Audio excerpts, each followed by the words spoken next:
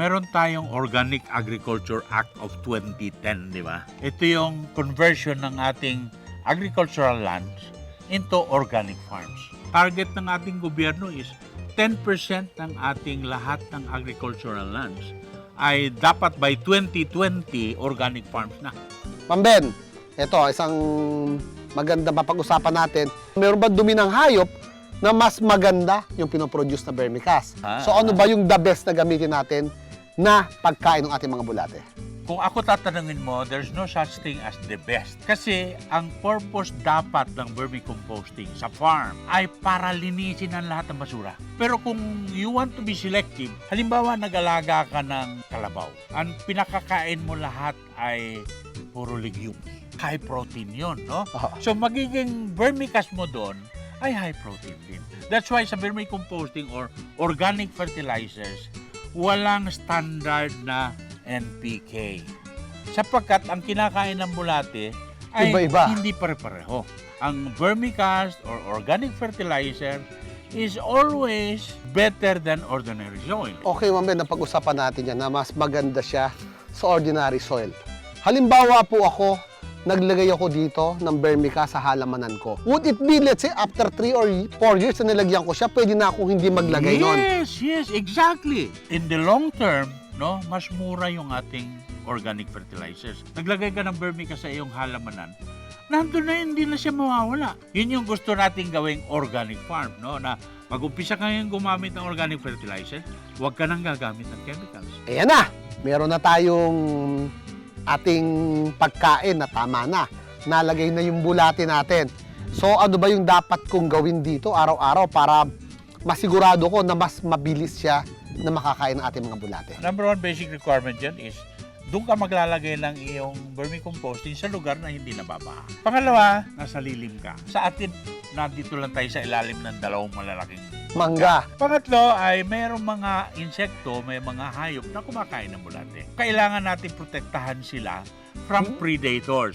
Ayan, tataben. Tag-araw, gaano kadalas ang nilig natin yan?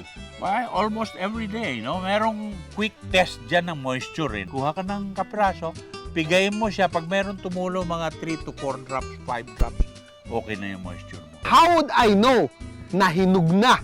Okay. Pwede na maging pera to. Yes. Pag nakita mo na pino na siya, no? Alam mo na almost ready to harvest. Ang gagawin mo lang dyan is, kakaykay mo siya, Kung titignan pino mo hanggang ilalim. kung gaano kalalim yung vermicast. Pwede na lang kunin yung ibabaw. Ano ba yung mga pangkaraniwang problema na pwede mong makaharap dito? At paano mo siya sinusolusyonan? Sisiguraduhin mo na lagi siyang nadidilig. Kailangan mong siguraduhin na nadilig nga ba. Mayroong mga linta na nag-i-invade sa iyong beds, no? Na yung mga linta na yun, pumapatay ng bulate. So more or less talaga ang problema nito is predator. Predators, number one, at saka yung alaga. Alaga sa init ng inilagay mo Yes. na pagkain. Yes. At aben, sa isang kaibigan, maire-recommenda mo ba na magsimula rito sa venture na to, itong ating vermicomposting?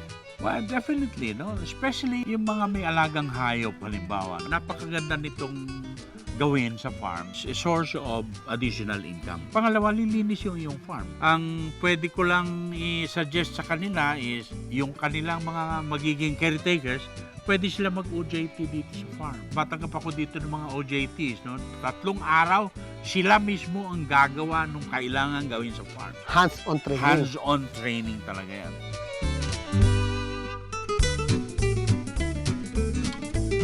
Mula dumi ng hayop at basura hanggang naging pera, na pag-usapan po natin lahat yan. Muli po ang ating pasasalamat kay Mr. Ben Rara ng Bar Farm Agroventure sa pagbabahagi po ng kanyang kaalaman tungkol sa vermicomposting. Sa mga susunod pa po nating episodes, marami po tayong pag-uusapan tungkol sa agrihan at sangkahayupan. Muli po, ito si Charlie Cruz ng Candice Gin Farm. Kasama pa rin si Mang Ben Rara ng Bar Farm Agroventure para po sa agrihan tayo. Agri TV, hayop ang galing!